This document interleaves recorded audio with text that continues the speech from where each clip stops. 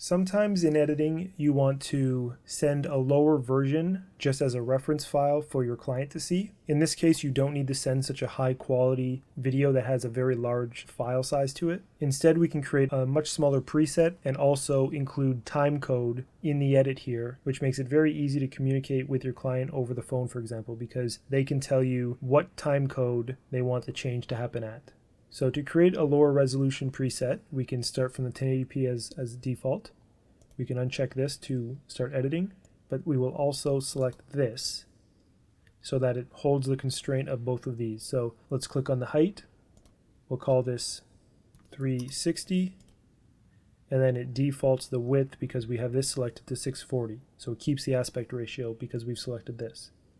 So what we can do is set this to about the same as standard definition, which for a smaller frame size will have a pretty good resolution. And then this video will only be 33 megabytes. The next thing we'll do is go to effects.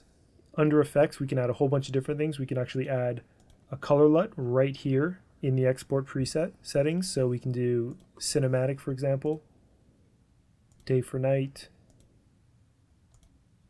desaturation. So we'll turn that off for now. We can overlay an image. If you wanted to put your company logo, you can do that here. If you wanted to just add a name, you could do that here as well. So here we can overlay time code.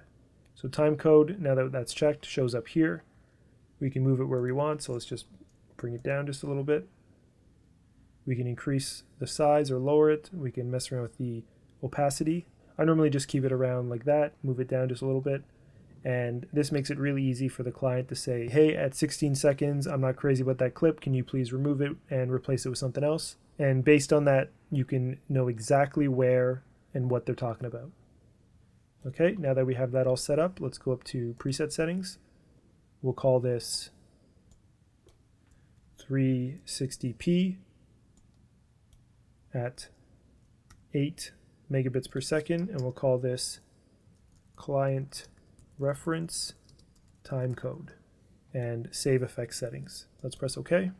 Then here we have 360p with time code for a client reference. We have 4K, 480p, 720, and our 1080. So we can export that or send it to the media encoder and queue it up. And again, this is a much smaller file size. So let's just compare this. So this is the estimated file size that Premiere thinks this will create, so 33 megabytes. If we were to go back to the 1080p, it's going to be 106 megabytes. So very small compared to the full HD. So for reference purposes, this will be perfect for your client.